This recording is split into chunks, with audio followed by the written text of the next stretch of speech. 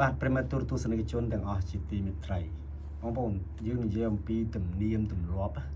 មានន័យថា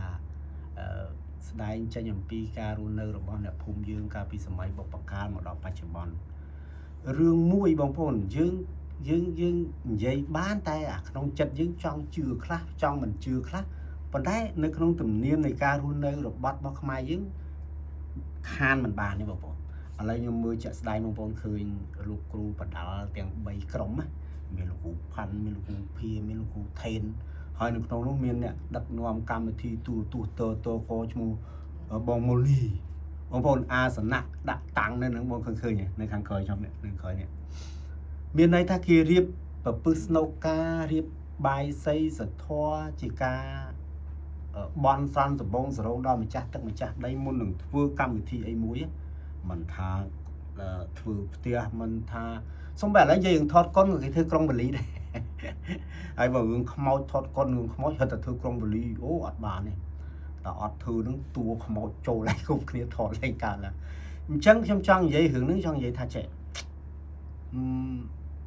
ជាជំនឿរបស់ខ្មែរយើងពីបុព្វកាលមកបាទដែលมันអាចខ្វះបានតើតើនឹងការរៀបចំសែននេះសែននោះអុជធូបបន់សន់ដំបងសរងដល់ម្ចាស់ទឹកម្ចាស់ដីម្ចាស់ព្រៃព្រឹក្សាដើម្បីសុំសេចក្តីសុខសប្បាយអញ្ចឹងណា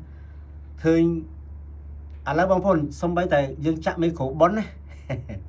មិនថាប៉ុនសពមិនថាប៉ុនបច្ច័យ4មិនថាអីម្ចាស់ដើមប៉ុនឬក៏ម្ចាស់ហ្នឹងគឺថាត្រូវតែរៀបចំមានចេកមានទៀនមានធូបហើយលុយបច្ច័យមួយចំនួនយកមករៀបប្រពឹស្នូកាឲ្យមីក្រូបាទឲ្យធុងបាសឲ្យអកកដង់ហ្នឹងបាទដើម្បីអីដើម្បីឲ្យ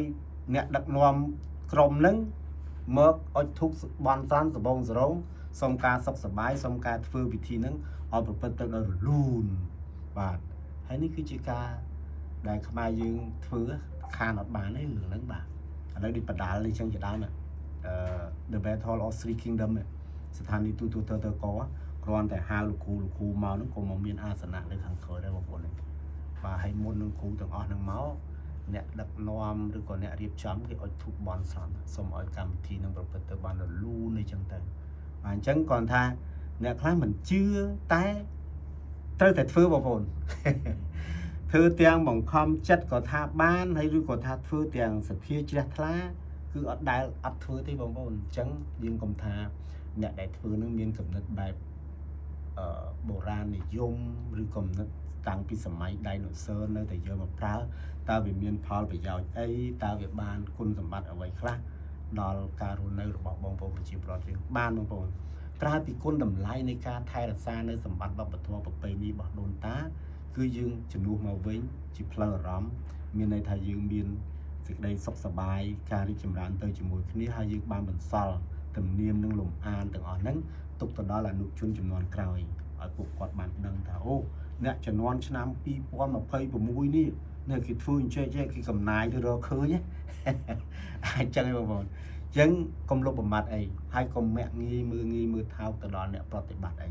វាទោះបីតែថាយើងមិនបានធ្វើវាទៅផ្ទាល់តែយើងមិនបាច់ប្រមាថការងារអស់ហ្នឹងទេព្រោះវាជាលំអានជាប្រពៃណីរបស់ដូនតាយើងមួយចំនួនច្រើនតែឲ្យតម្លៃលើបរទេសបងប្អូនជឿហ្នឹងបោះខ្លួនឯងមានតម្លៃ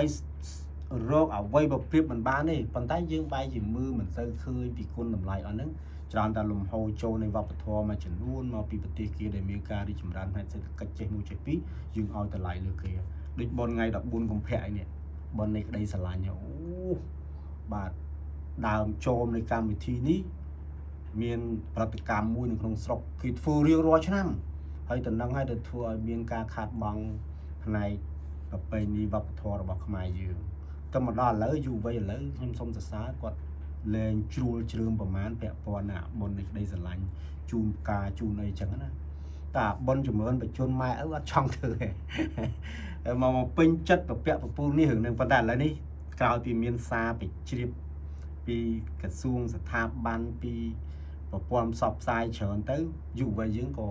លែងមានការគ្រប់គ្រងកម្មវិធីនឹងច្រើនដែរខ្ញុំចង់បានអញ្ចឹងបងប្អូនស្ដែងចេញអំពីអ្វីដែលជាចន្ទៈនឹងការស្រឡាញ់របស់យើងទាំងអស់គ្នាជាមួយនឹងការថែរក្សាអភិវឌ្ឍនៃប្រពៃណីទំនៀមដូនតាយើងអញ្ចឹងថ្ងៃនេះខ្ញុំចង់និយាយអំពី ការរៀបសែនប្រពឹស្នូការក្នុងការធ្វើពិធីអីផ្សេងបាទមិនថាបដាល់គុណខ្មែរមិនថាធ្វើអីបងប្អូនឃើញជាក់ស្ដែងហើយជូនពរបងប្អូនយើងសូមឲ្យបានសុខសប្បាយទាំងអស់គ្នាហើយសូមតាមដាននៅវីដេអូខ្លះៗទៀតខ្ញុំបានព្យាយាមយកទំនៀមទម្លាប់ប្រពៃណីមួយចំនួនមកជំរាបជូនបងប្អូនយើងគ្រាន់តែជាកតិមួយក្នុងការគិតគូរទាំងអស់គ្នាដើម្បីជាការអភិរក្សនិងអភិវឌ្ឍប្រពៃណីជាតិយើងបាទអរគុណបាទ